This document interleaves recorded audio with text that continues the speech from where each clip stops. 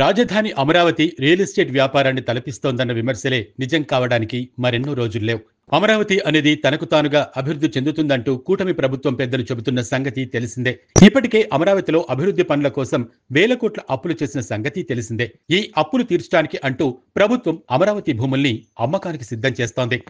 ఇందులో భాగంగా అమరావతిలో ల్యాండ్ మానిటైజేషన్ పాలసీకి సిఆర్డీఏ శ్రీకారం చుట్టనుంది. మొదటి విడతలో రాజధాని పరిధిలోని 4,000 ఎకరాలను అమ్మడానికి సిద్ధం చేస్తోంది. అయితే ఎక్కడెక్కడి భూముల్ని అమ్మాలనే విషయమై ఇంకా స్పష్టం చేయలేదు. కానీ ఎకరా 20 కోట్లతో విక్రయించాలని సిఆర్డీఏ ఓ నిర్ణయానికి రావటం గమనార్హం. ఇలా మొత్తం 80,000 కోట్లను సిఆర్డీఏ సమీకరించనుంది. ఈ నిధులను అమరావతి కోసం చేసిన అప్పులు తీర్చడానికి, అలాగే అభివృద్ధి చేయడానికి వినియోగించనున్నట్లు అధికారులు చెబుతున్నారు.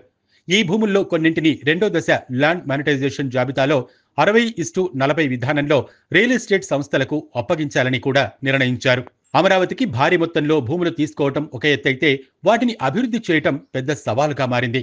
ఎకరా 20 కోట్లకు విక్రయానికి పెడితే డిమాండ్ ఎలా ఉంటుందనే చర్చకు తెరలేచింది.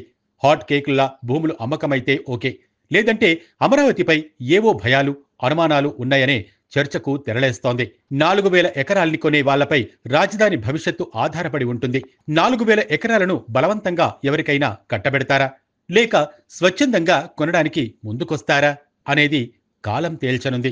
అసలు అమరావతిపై రాష్ట్ర ప్రజానీకం మనసుల్లో ఏముందనేది భూముల విక్రయాలపై ఆధారపడి ఉంటుందనటంలో ఎలాంటి సందేహము లేదు.